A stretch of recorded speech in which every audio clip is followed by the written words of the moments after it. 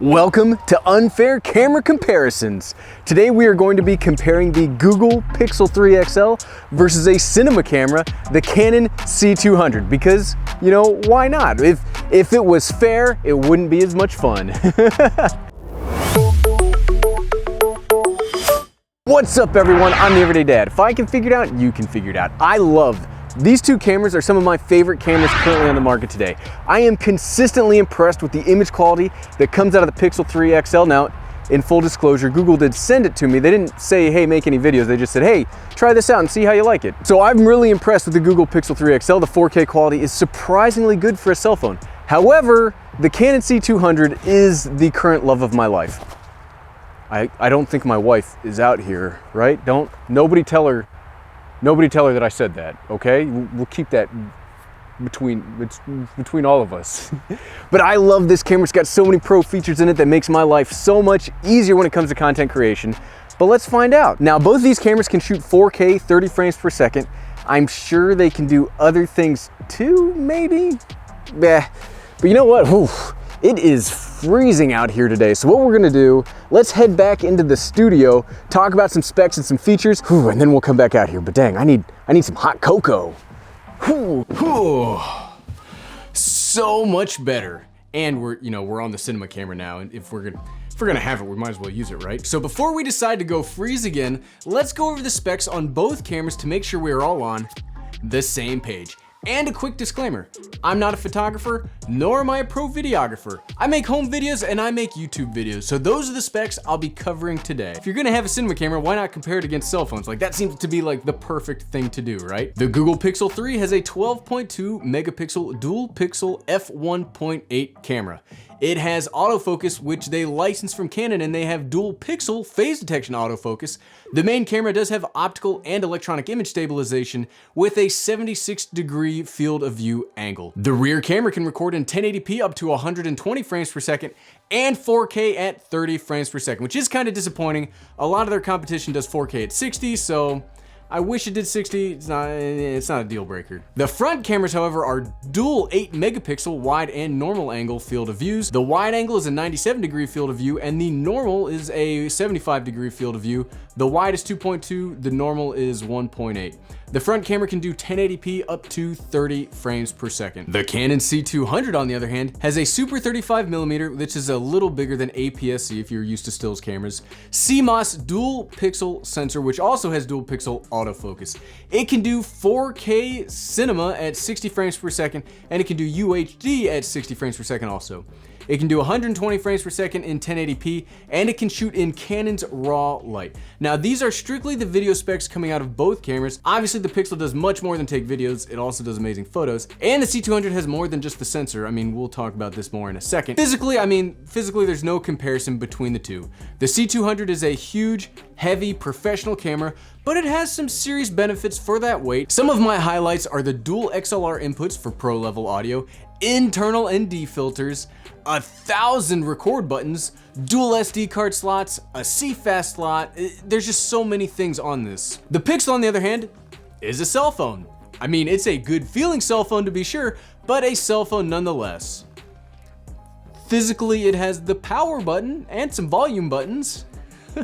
And on the back is a fingerprint scanner. Okay, so that was a little bit of cheeky fun to talk about the two cameras spec-wise, but specs don't make videos. YouTube, you would be wise to remember that specs don't make videos. So let's cover the most important aspects of the camera ever conceived by mankind, the columns of content creation. Oh, I like that. I got shivers. I like that.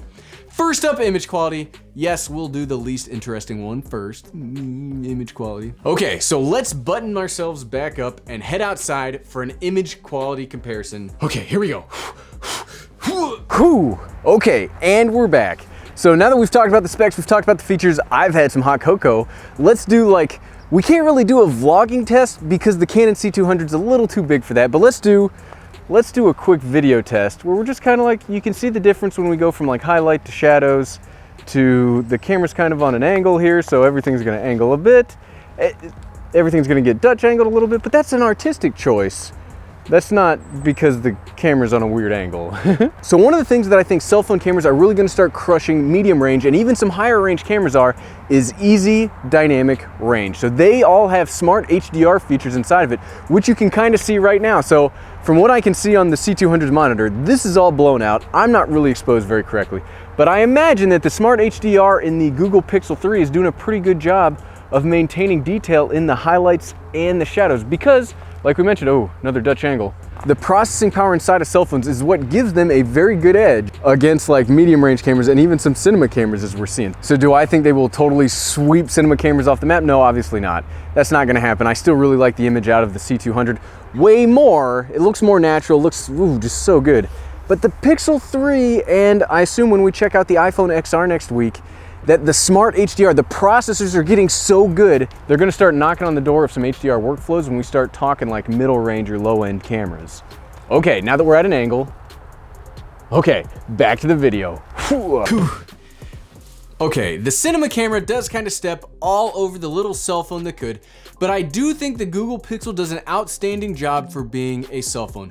You can see lots of details in the small objects like leaves and trees. The dynamic range I don't think is naturally the best, but like I mentioned outside, all of this new smart HDR technology means that cell phones, they may not have the sensors to get the dynamic range, but the processors are gonna be able to start smartly pulling down exposure, pushing it up where they can, because they basically have supercomputers levels of processing power against, the Tandy, the Tandy X83 processors put into this camera. Now I will say for control outdoors, if you are looking for a shallower depth of field with better audio, dialing in proper exposure following the 180-degree shutter angle rule, then the cinema camera, obviously trounces the cell phone. Like we mentioned, it has built-in ND filters, interchangeable lenses, it even has a viewfinder when it gets just too darn bright. And that C-Log profile. I only recently started shooting in log, but it is so easy to work with and it looks fantastic. That's currently what you're seeing right now is C-Log with an Airy LUT on top of it. It's, wow, I think that is the longest I've ever talked about image quality because I do think both cameras do great in their own little way. Next up, ecosystem. Now I normally give a spiel right here about how camera bodies don't do much by themselves, and that's not as true when you include cell phones or even point and shoots in the mix. The cinema camera needs an ecosystem of lenses, batteries, supports, tripod mounts, all sorts of stuff, and thankfully there is a whole industry in itself for kitting these things out. So there's not much worry on that front. If you need accessories for the cinema camera, you'll, easily be able to find them if you can afford them. Cell phones, on the other hand, don't really need an ecosystem. They just work right out of the box and can do a lot of work for you. They have built-in stabilization, microphones. Heck, you can even create entire videos straight from the cell phone. I mean recording, editing, uploading, all of that internal to this one device. And if you want to get a little bit better quality, you can get cheap accessories like this DJI Osmo Mobile 2 and make it even better. Cell phones are seriously, they're impressive. So one has a good ecosystem and the other doesn't really need one, so draw? And last, but certainly not least, and the most important to me, fiddliness. What is fiddliness? Fiddliness is a measure of how long it takes to go from nothing to getting usable footage straight from a camera. I have a really quick online turnaround, so I need cameras that work and that work fast. I need high quality as soon as possible so I can turn it around, get the video uploaded, start making another one and get going. There's no stopping when you're doing online stuff. And you know what? Let's do a quick timed trial of fiddliness. Are you ready, Ted? Okay, C200 setup, go. Let's time it. Let's see how, look at him go. Look at him go. Okay, he's got it. He's setting it up. We're speeding this up, by the way. He's going. All right. Set up, and the time was ding. Okay, now let's do the fiddly test of the cell phone. Ready again, Ted? Okay, Pixel 3, go. And you're done and already recording.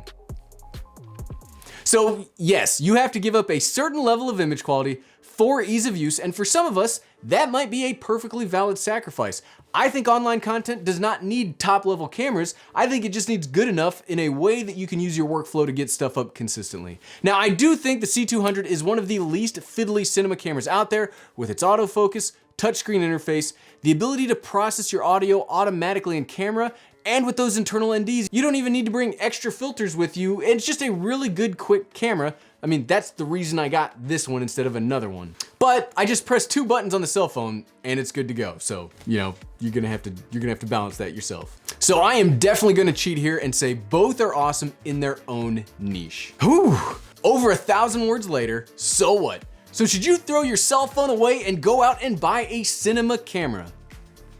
I mean, if you really want to, there will be links in the description below. I'm kidding. You know if you need these kind of pro features, and for 99% of content creators out there, you do not need them at all. This was just a little fun test to show that the cell phone revolution that has been going on for a while now is really starting to close the gap between these micro supercomputers and legitimate pro level cameras. Now I know I will get heat for that in the comments, but again, this was just a fun video to make. If you'd like to see this cinema camera compared against other cameras, just leave a comment below so we can continue unfair camera comparisons. Thanks for watching.